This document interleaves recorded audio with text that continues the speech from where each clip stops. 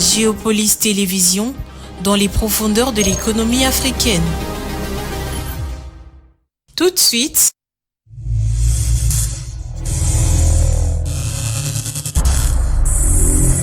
le journal.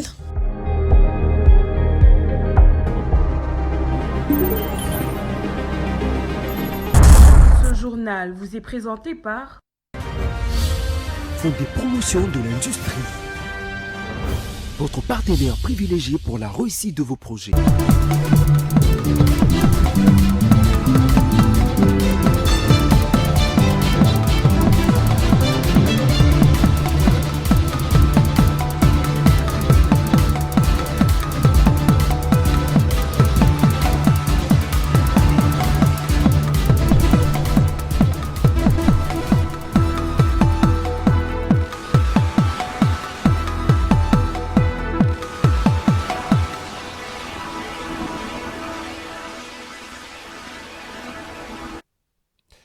Bonsoir à tous et bienvenue à cette session d'information dont voici le sommaire.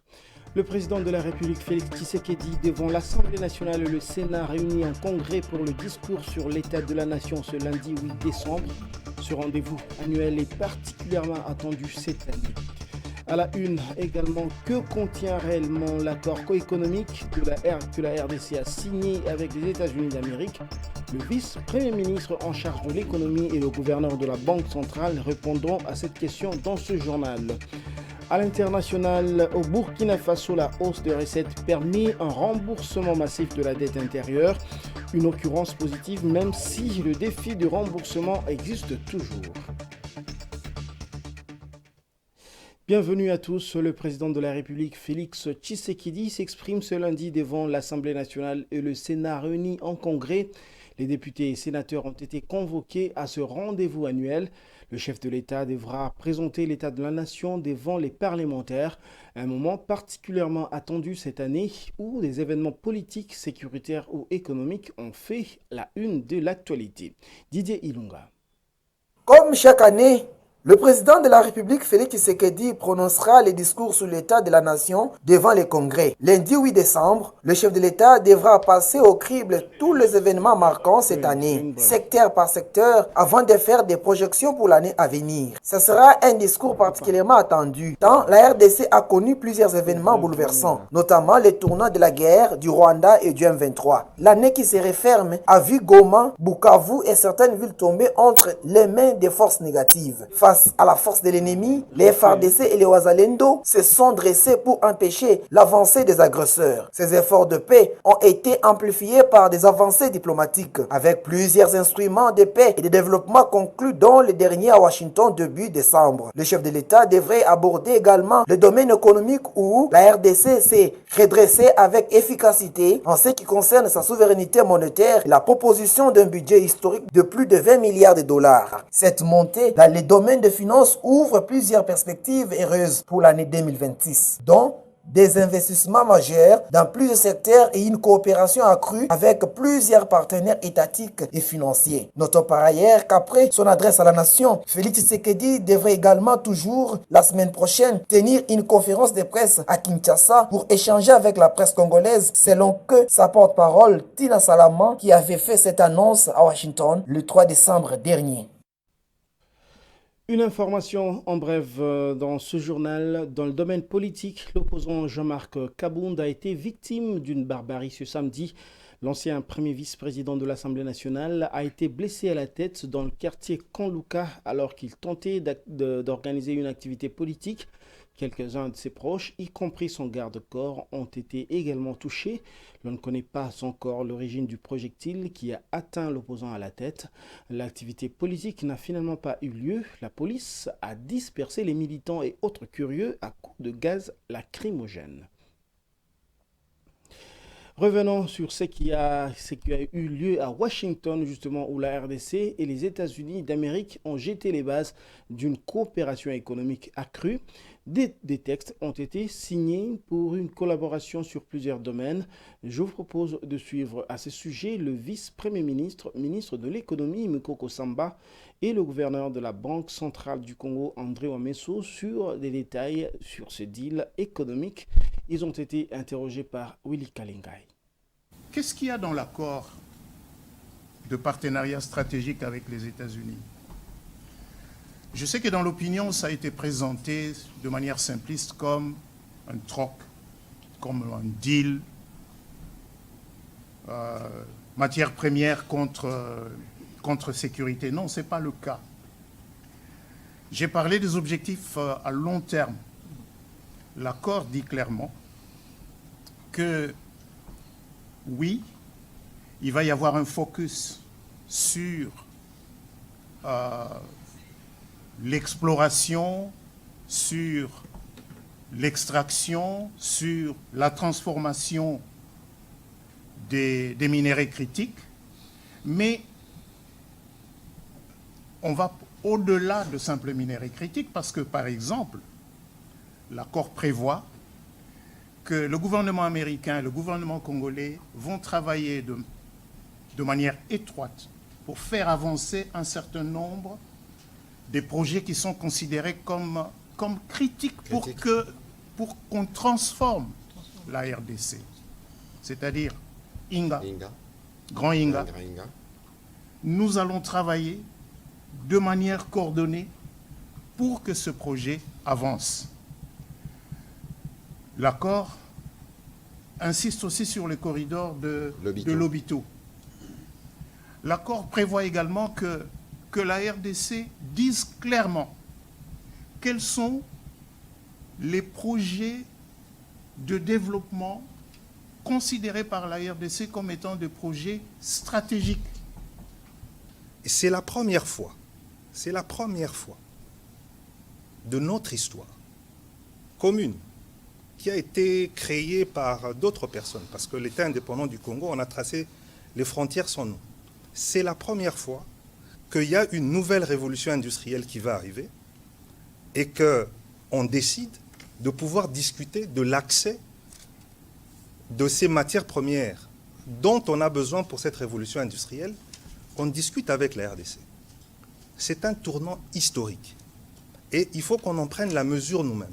C'est-à-dire quoi? C'est-à-dire que ce que nous voulons voir, c'est-à-dire la paix et tout ça, dépend de la responsabilité que nous devons comprendre qui est la nôtre par rapport à cet événement historique qui a été arraché grâce au leadership du président Tshisekedi.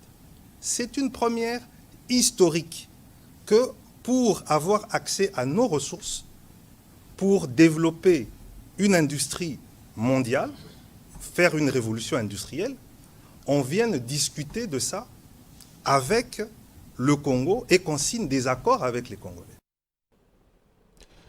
Les projets donc entre la RDC et les États-Unis d'Amérique, mais cela devra reposer sur un Congo en paix. Cette paix que plusieurs espèrent qu'elle sera bientôt instaurée à la faveur de l'accord signé avec le Rwanda. Maître Moïse Pika, avocat et analyste politique, est optimiste pour la suite des événements. Il a été interrogé par la rédaction de Géopolis. Je vous propose de l'écouter. Nous savons que chaque chose a un début et une fin. Et aujourd'hui, il est temps pour nous, Congolais, de parler de la fin de cette guerre qui a commencé il y a à cela 30 ans. Après 30 ans de massacres et de violences, aujourd'hui, nous puissions voir les choses autrement. Aujourd'hui, nous, Congolais, nous pouvons aussi parler de la paix et dans la partie est de notre pays. Et de manière successive, les deux chefs d'État ont fait des déclarations. De sa part, le président de la RDC, notre président, a émis le vœu de voir la paix et la paix durable s'installer dans la partie est de notre pays. Mais aussi, il a déclaré, il a dit que les obligations qui sont les obligations de la RDC seront respectées de manière sincère et honnête. Et de son côté, le président Kagame, président du Rwanda, dans sa déclaration, il a dit et il a confirmé que la signature de cet accord est une occasion et une opportunité de mettre fin à cette guerre. Ce qui revient à dire que le président Kagame a reconnu que son pays a fait la guerre à la RDC et qu'aujourd'hui, après que les deux gouvernements, les deux chefs d'État ont signé cet accord, maintenant nous pouvons mettre fin à cette guerre. Donc, de notre part, nous Congolais, nous nous félicitons de cette grande diplomatie du gouvernement congolais qui a été mise en place et qui a pris beaucoup de temps pour que nous arrivions là où nous sommes arrivés aujourd'hui, même si cela n'était pas compris de la même manière chez tous les Congolais, par tous les Congolais, surtout par nos frères de l'opposition, ce qui est leur droit. Tout le monde ne peut pas comprendre de la même manière, mais du moins nous nous félicitons parce qu'il n'était pas facile pour amener Kagame, le président Kagame, sur la table des négociations. Nous savons combien de fois le président Kagame a boycotté la signature de ces accords en commençant par l'Angola au mois de décembre de l'année passée. Quittons le domaine sécuritaire général de la RDC pour revenir à Kinshasa et faire le constat malheureux que l'annonce de l'hôtel de ville des mesures obligatoires d'assainissement de la ville n'a pas été suivie d'effet dans plusieurs quartiers de la capitale. Ce constat soulève des questions sur la véritable portée de cette initiative qui avait été annoncée en mars 2025 sans succès. Donc le fameux Salongo n'a pas été suivi d'effet et Gigi Nende nous en parle davantage. La relance des activités de la Congolaise des voies maritimes CVM et des lignes maritimes congolaises LMC n'est qu'une question de jours. Après plusieurs années d'inactivité, ces deux entreprises du portefeuille seront bientôt opérationnelles grâce au soutien du Fonds de promotion de l'industrie. C'est ce qui justifie la présence ce jeudi au siège du FPI de Jeanne Blandine Kawanda et de Gisèle Mbointiem, respectivement, DG de la CVM et DG des LMC. Les deux mandataires sont venus rencontrer le DG du FPI, Hervé-Claude Ntumba Batukonke, pour solliciter des crédits. La CVM s'occupe du dragage du fleuve Congo sur le tronçon Banana-Matadi pour faciliter la navigabilité des bateaux. La société vient d'acheter une drague et cherche l'argent pour l'acquisition d'une autre et la formation du personnel. La relance de la CVM fluidifiera le trafic, augmentera les recettes des LOCC, de la DGDA et de l'OGFREM. Une drague est toute une industrie avec des machines énormes qui fonctionnent justement pour extraver des mètres cubes de sable par heure, par minute, afin de faciliter la fluidité des navires sur le fleuve Congo. Le fleuve Congo, dans sa partie divagante, donc à partir de l'océan Atlantique jusqu'au port de Matadi, est non navigable. Et la mission primordial de la CVM, c'est de rendre cette partie navigable. Donc nous sommes un peu les cantonniers de cette route de navigation. Nous devons assurer une profondeur de 7,93 mètres. C'est une profondeur qui a été convenue avec les partenaires du commerce extérieur, les armateurs et les affréteurs qui transportent principalement des produits, des biens de première nécessité. Une drague est une industrie et je viens voir dans quelle mesure, en tant qu'organisme financier, ils peuvent nous aider à financer l'acquisition d'une nouvelle drague pour la CVM. Les lignes maritimes congolaises, quant à elles, sollicitent le financement du FPI pour l'achat d'un navire après 30 ans d'immobilisme. Nous sommes une entreprise maritime. Les fonds de promotion de l'industrie est là pour financer les industries. Donc nous sommes une industrie maritime de l'État congolais. Et c'est pour cette raison-là que nous sommes venus ici pour solliciter un financement. Il y a de cela 33 ans, jour pour jour, que l'LMC n'a plus les flottes maritimes. De ce fait, nous pensons que le moment est venu pour que l'FPI puisse nous soutenir et sortir une fois pour toutes de cette situation. Le DG du FPI, Hervé-Claude Ntumba Batukonke, a exigé à ses collègues le business plan, les états financiers, la sérénité entre les gestionnaires, le chronogramme des activités et surtout l'orthodoxie dans la gestion des fonds à décaisser.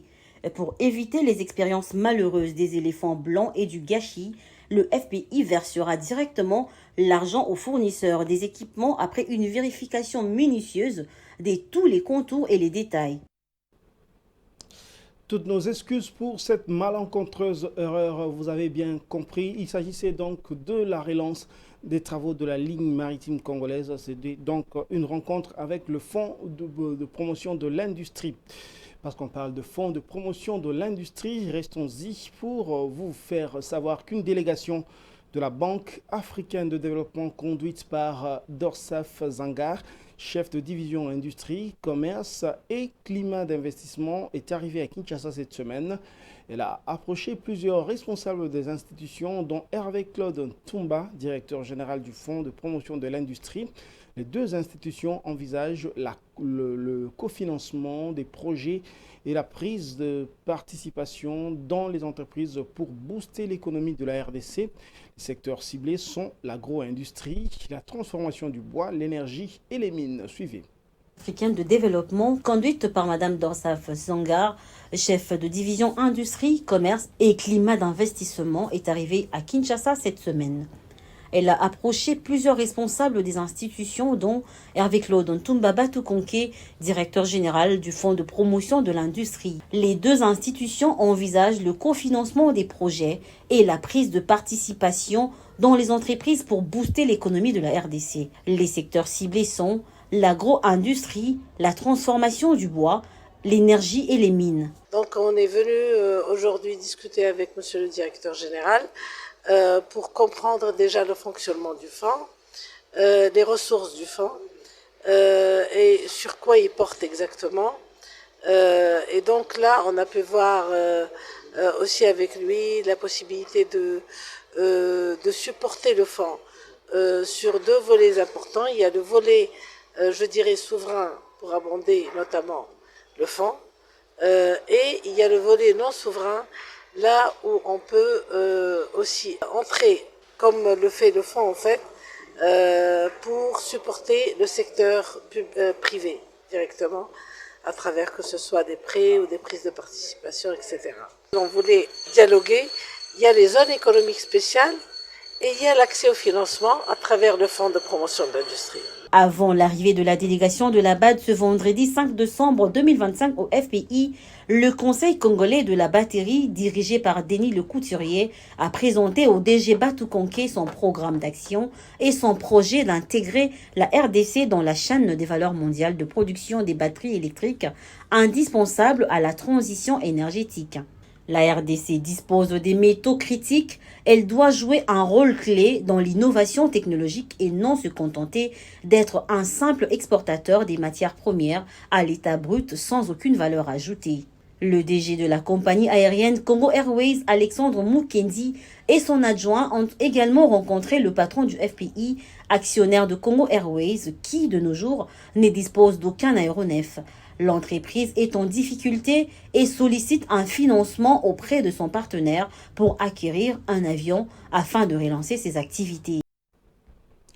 Revenons sur la question de l'assainissement de Kinshasa précédemment annoncé pour faire savoir justement que l'appel de l'hôtel de ville pour la mise en œuvre obligatoire de travaux d'assainissement n'a pas été suivi de fait. L'appel donc à ce Salongo est malheureusement boycotté par plusieurs dans les quartiers de la capitale. Ce constat soulève des questions sur la véritable portée de cette initiative qui avait déjà été annoncée en mars 2025, toujours sans succès. Jinende nous en dit davantage. Depuis le lancement du Salongo en mars, les autorités avaient promis une mobilisation collective des résidents et commerçants pour améliorer l'hygiène urbaine. Malgré ces annonces, les résultats sur le terrain se font encore attendre. Les opérations d'assainissement censées se dérouler chaque samedi n'ont toujours pas eu lieu de manière systématique, laissant des zones de la ville confrontées à des problèmes d'insalubrité persistants. L'absence d'une mise en œuvre efficace soulève des interrogations population sur la nature même de cette initiative. S'agit-il d'une action ponctuelle destinée à créer un effet d'annonce ou bien d'un engagement durable pour améliorer les conditions de vie des Kinois? De nombreux citoyens expriment leur frustration face à un manque de communication et de préparation de la part des autorités. Alors que l'hygiène urbaine est un enjeu crucial pour la santé publique à Kinshasa, pour la population, il est essentiel que les autorités prennent des mesures concrètes pour garantir l'efficacité du Salongo. La population attend des résultats tangibles pour croire en un changement réel et durable. Dans le domaine de la santé, fortune diverse pour les épidémies en RDC. Si la 16e épidémie d'Ebola a été déclarée éteinte, la Mpox et le choléra continuent quant à eux de se répandre. C'est ce qu'a affirmé le ministre de la Santé, Roger Kamba, au cours du Conseil des ministres. Plus de détails avec Augustin Kibassa, le ministre de l'économie numérique qui fait office ici de porte-parole du gouvernement. Il fait donc le compte-rendu de la réunion gouvernementale. Suivez. Situation épidémiologique en République démocratique du Congo. Le ministre de la Santé publique, Hygiène et Prévoyance sociale a présenté le tableau épidémiologique en République démocratique du Congo avec un accent particulier sur la maladie à virus Ebola, le choléra et le Mpox. Elle a annoncé que son ministère a déclaré officiellement le 1er décembre 2025 la fin de la 16e épidémie de la maladie à virus Ebola à Boulapé dans la province du Kasaï après 42 jours sans nouveau cas. Cette cérémonie a connu la participation de la Première ministre, chef du gouvernement. Au sujet du choléra, la tendance à la 47e semaine épidémiologique a été marquée par une augmentation du nombre de nouveaux cas passant de 1007 à 1218 cas suspects, dont 6 décès. Il a été notifié 55 nouveaux cas suspects à Kinshasa au cours de la même période. En ce qui concerne le Mpox, par rapport à la semaine passée, la tendance à la 47e semaine est marquée par une hausse du nombre de nouveaux cas de 370 à 614. Face à ces trois épidémies, les actions de riposte en cours sont maintenues pour permettre de faire face à leurs conséquences. En sport, la FIFA a procédé à Washington au tirage au sort de la Coupe du Monde 2026. Un tirage qui dessine déjà le parcours potentiel de la République démocratique du Congo, encore en course dans les barrages intercontinentaux. Gigi Nende. Les léopards savent désormais à quoi s'attendre en cas de qualification. Le défi s'annonce massif. La RDC tomberait dans le groupe K avec le Portugal, la Colombie et l'Ouzbékistan. Trois adversaires de haut niveau annoncent un premier tour serré où chaque détail comptera. Avant de penser au mondial reparti entre les États-Unis, le Canada et le Mexique, les hommes de Sébastien Desabre doivent d'abord franchir la dernière marche. Leur destin se jouera en mars 2026 lors de la finale des barrages intercontinentaux. Un rendez-vous décisif qui dira si la RDC peut enfin écrire une nouvelle page de son histoire. L'actualité, c'est également sur le plan international.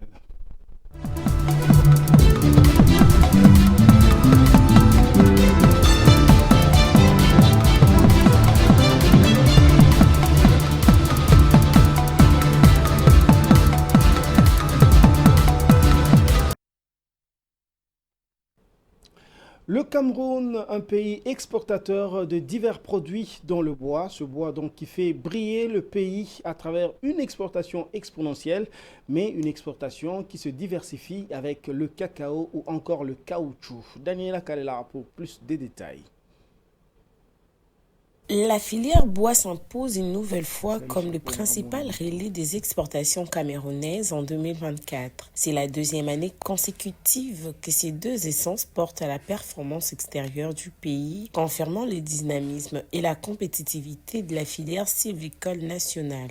Dans les détails, les exportations de sillage des sapellis et des rocos ont généré au total 122,2 milliards de francs CFA, environ 217,1 millions de dollars des recettes en 2024. La plus grande part revient aux ventes des sillages des sapellis sur les marchés internationaux qui ont rapporté 73,9 milliards de francs CFA en 2024 contre 84,6 milliards de francs CFA en 2023, soit un recul de 10,7 milliards de francs CFA en un an. Malgré cette contraction, aucun autre producteur du bois n'a fait mieux que les Cameroun sur ces segments en 2024. Les exportations d'Iroko sciés ont quant à elles légèrement progressé au cours de la même période. D'après les données du comité de compétitivité, elles s'établissent à 48,3 milliards de francs CFA en 2024, après 47,3 milliards de francs CFA en 2023. Le rapport évoque un repli de la valeur globale des exportations de cette essence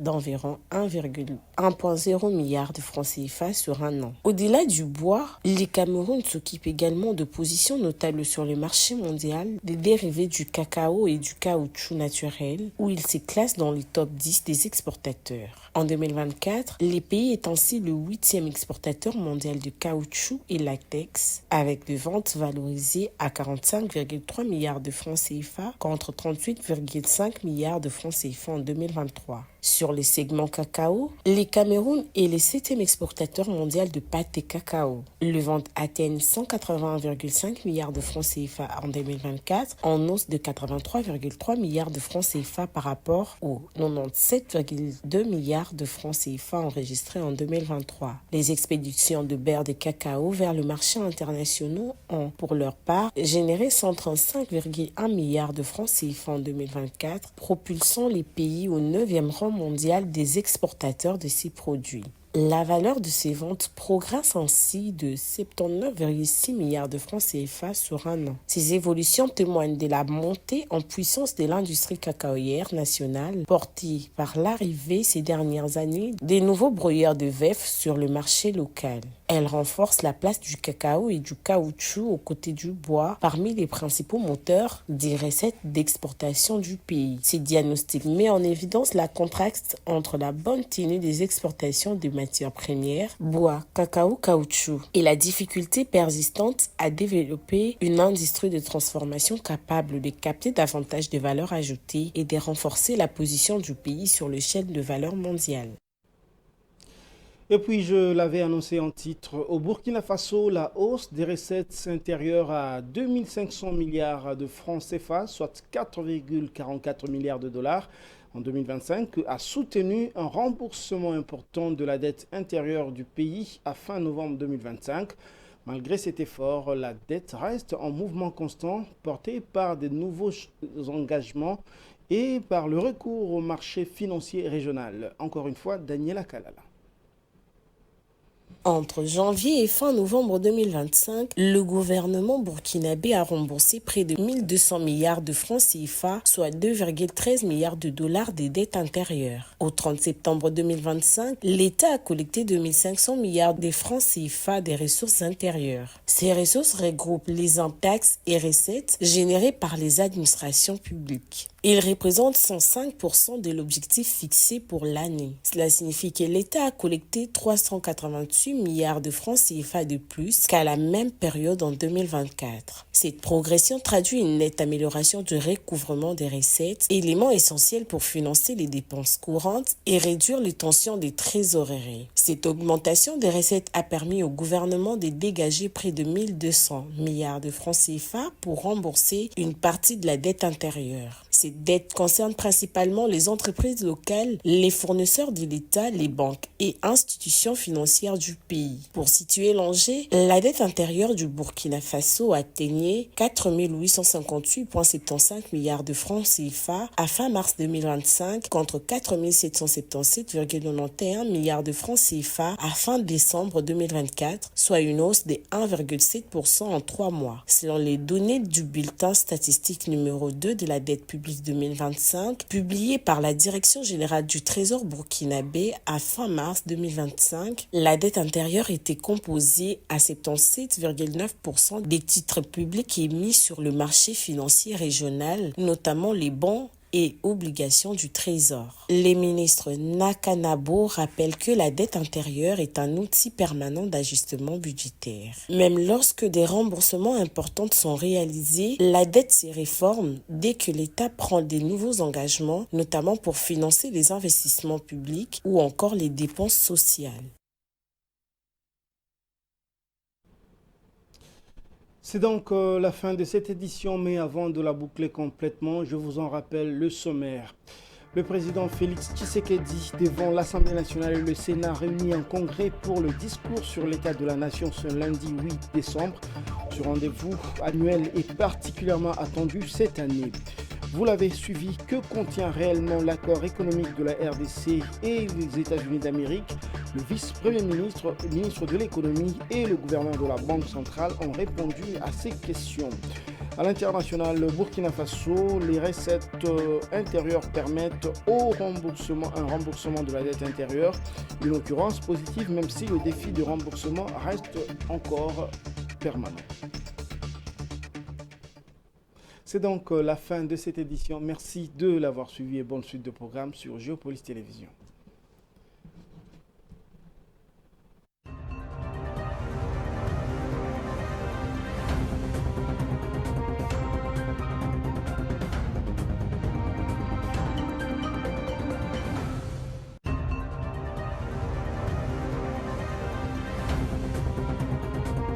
Ce journal vous a été présenté par Fonds des promotions de l'industrie. Votre partenaire privilégié pour la réussite de vos projets.